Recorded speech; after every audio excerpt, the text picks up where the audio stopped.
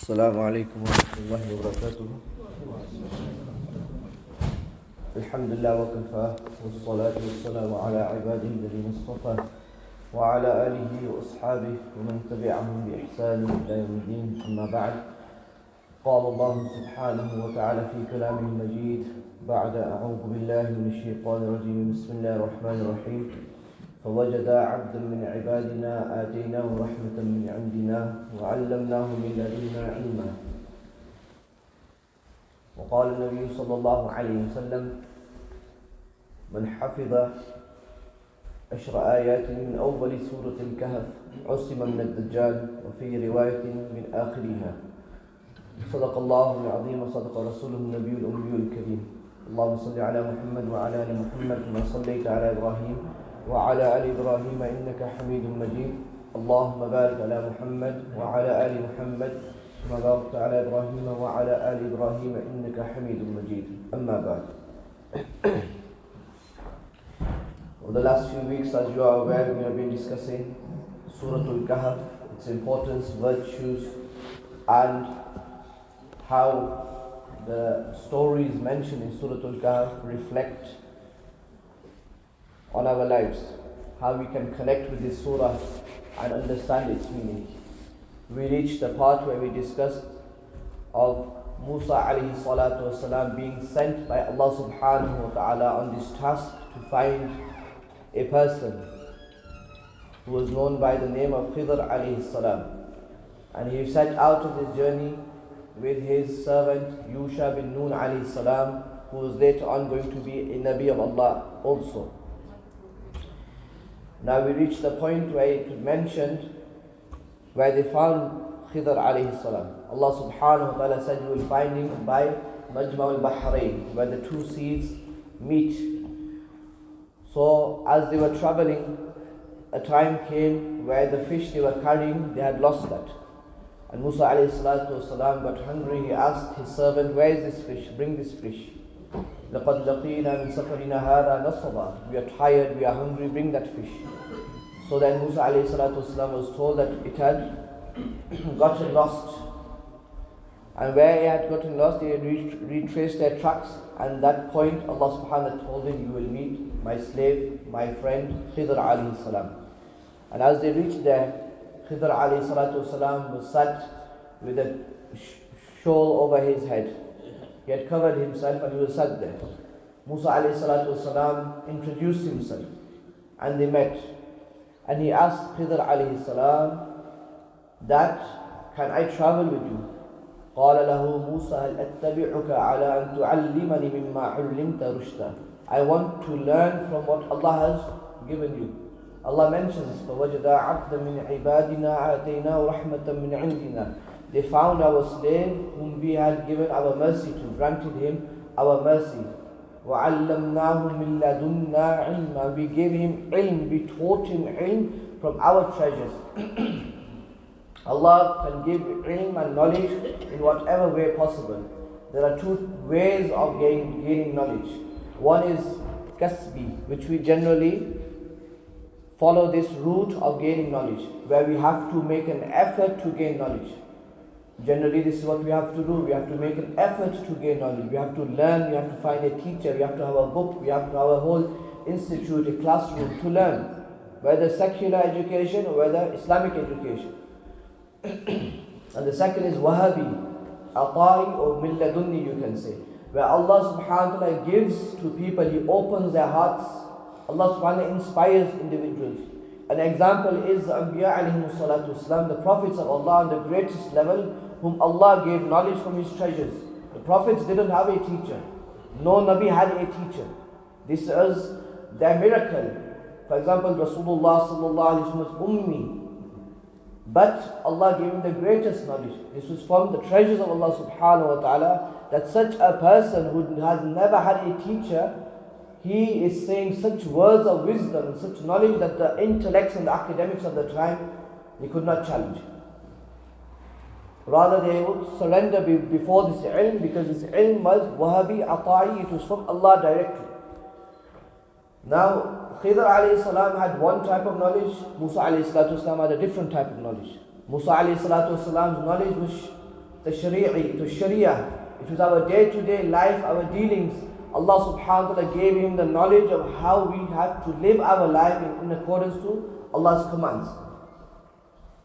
How to worship Allah, how to deal, how to transact, how to marry, and all of these actions that we do in our lives.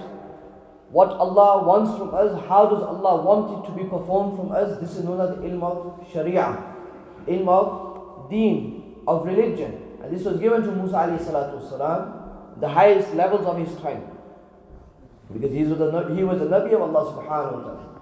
But on the other hand, you had Khiḍr alayhi salam, and he had a different type of knowledge, which is known as the ilm of takween. Meaning how Allah subhanahu wa ta'ala runs this whole system of the universe, this whole kainat, this whole kawn, how Allah runs this. Behind that, what is the wisdom of Allah subhanahu wa ta'ala, what outcome Allah subhanahu wa ta'ala wants to come into existence, the ilm of that. Khiḍr alayhi salatu wasalam had this ilm. So there were certain things that he would do along his journey that Mūsā alayhi salatu wasalam could not understand, because his ilm was the ilm of Sharia. And Khiḍr alayhi salatu wasalam said, "Oh Mūsā, إِنَّكَ لَن تَسْتَطِيعَ مَعَيَّ صَبْرًا." You cannot travel with me because you do not have that sabr. I will do certain actions which you might think contradict Sharia and your religion. And you will not be able to hold yourself, because as a Nabi you have to speak against wrong. وَكَيْفَ تَصْبِرُ عَلَى مَا لَمْ تُحِطْ بِهِ خُبْرًا. How can you have patience upon something which is outside of your da'ira, outside of your circle? But Mūsā alayhi salatu wasalam persisted. He said, "No, I will have patience. I will have sabr. I will be sabir, and وَلَا أَعْصِي لَكَ أَمْرًا. I will not disobey you."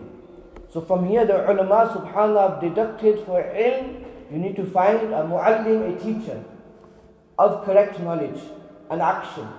And with that teacher, you in this quest of knowledge, in the talabatul ilm, in the quest for knowledge, you need to have sabr, and you need to listen to your muallim, your teacher.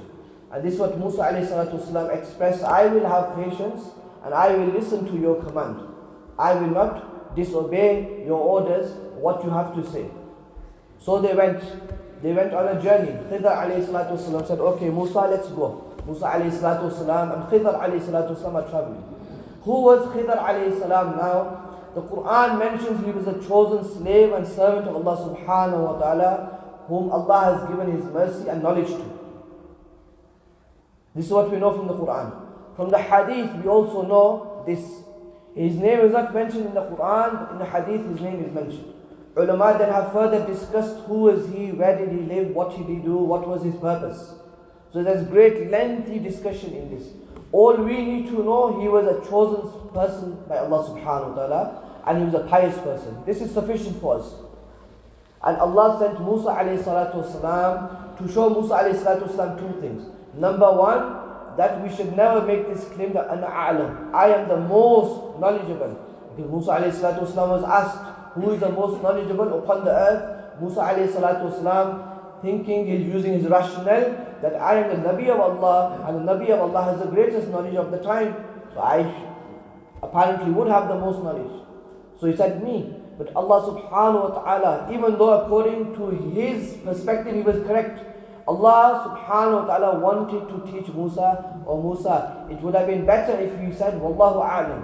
Rasulullah sallallahu alayhi wa sallam said, it would have been more befitting for Mūsā alayhi salam to say Wallahu a'lam. Allah knows best that who is the most knowledgeable and who possesses that. So Allah subhanahu wa ta'ala sent Mūsā alayhi salatu wasalam on this quest, that go find my slave Khiḍr alayhi salam, and there's certain ulum, knowledge, sciences I have given him that you haven't got. This does not mean, like I mentioned before, that Khiḍr alayhi salam is better than Mūsā alayhi salatu wasalam. No.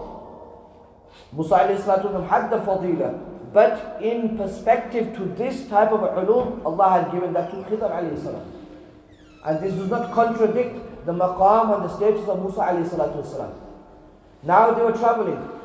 As they were traveling, 3 incidents took place which Mūsā alayhi salatu wasalam could not control himself. The first one, they came upon a boat. The boat gave money to the person or the people who were utilizing that boat or that ship to take people from one place to another. As they boarded that boat, Khiḍr alayhi salam started to make a hole in the boat. Mūsā alayhi salam did not understand. We have boarded this boat. He is making a hole in this. We're going to drown, and it is not his property. It is the property of these people. How can you damage someone else's property for no reason? So Mūsā alayhi salam said, "What is this? This is not good what you have." So Khiḍr alayhi salam said, "Oh Mūsā, do not ask me anything, and I told you, you do not have the sabr to travel with me." So Mūsā alayhi salam said, "Oh Khiḍr," because this was a command from Allah for Mūsā to be part of the company of Khiḍr alayhi salam. He said, "I will not ask you a question after this." They continued traveling, and then they found some children playing. And one boy, Khiḍr alayhi salam, he got hold of and he killed him. Killing is haram, it is a sin. And then secondly, killing a child, an innocent child, it makes that sin even more heinous. So Mūsā alayhi salam, being a Nabi of Allah, saying, "Oh Khiḍr, what have you done? This is unacceptable, this is not allowed. This is a sin. How can you do this?" So Khiḍr alayhi salam said, "Oh Mūsā, I told you, you cannot travel with me because you do not have that sabr. You will have to speak because you are the Nabi of Allah, and the Nabi of Allah cannot see wrong and stay quiet. He has to speak." So Mūsā alayhi salam said, "I will not ask you a question after this." Khiḍr alayhi salam said, "If you ask me a question, then we will depart. This is your last chance." So the ulama mentioned from here, a mu'allim should give chances to his talamida, his students. Subhanallah, ulama have deducted the adab of a seeker of knowledge, how to seek knowledge from a teacher. And challenges may come, but with sabr to face those challenges and to seek clarity on issues you do not understand. Nevertheless, they continue traveling. And the third incident, was that they came upon inhabitants, a village, a town. And they were guests, they were travelers, they were guests for the people. The people did not want to entertain them. They've been traveling, the people said, "We have no space to keep you here and not to feed you as well." So then Khiḍr alayhi salam seen a wall which was falling. And he said to the people, "I'll fix this wall and you give us money in return. With that money we will buy food." So Khiḍr alayhi salam started to build the wall. So Mūsā alayhi salam asked, "Oh Khiḍr, these people have not entertained us, they have closed their doors on us, yet we are doing a favor for them. Why is this? They did not want to even give us food or ask about us. They closed their doors on us, they shunned us away, and you are helping them." So Khiḍr alayhi salam said, "Hādā firāqu bayni wa baynik." Now you have to part ways. And سَأُنَبِّئُكَ بِتَأْوِيلِ مَا لَمْ تَسْتَطِعْ عَلَيْهِ صَبْرًا. "O Mūsā, now I will tell you these three things which happened, which occurred. What was the hikmah, the wisdom behind that?" And remember, Mūsā alayhi salatu wasalam was told by Allah to be part of his company. And Khiḍr alayhi salatu wasalam didn't do this by his own desire, it was by the knowledge Allah had given him. And inshallah, continuing on from here, we will talk about what happened, why these incidences happened, and what was the wisdom behind all of this. But for us to understand is that this whole system that is running around, that we are living in, it is around us, surrounded us, in our own individual lives or as a collective ummah. What is happening only by the command and permission of Allah subhanahu wa ta'ala. MashaAllah, la quwwata illa billah. There is no might, no power except Allah subhanahu wa ta'ala's might and power. And behind the occurrence of every small and big thing, there is a wisdom of Allah subhanahu wa ta'ala which we as insan cannot understand. May Allah subhanahu wa ta'ala give me and all the understanding and the tawfiq. May Allah subhanahu wa ta'ala give us the ability to believe in Him and accept His commands as we ought to accept them. Ameen. Jazakumullah khairan wa ahsanal jazaa.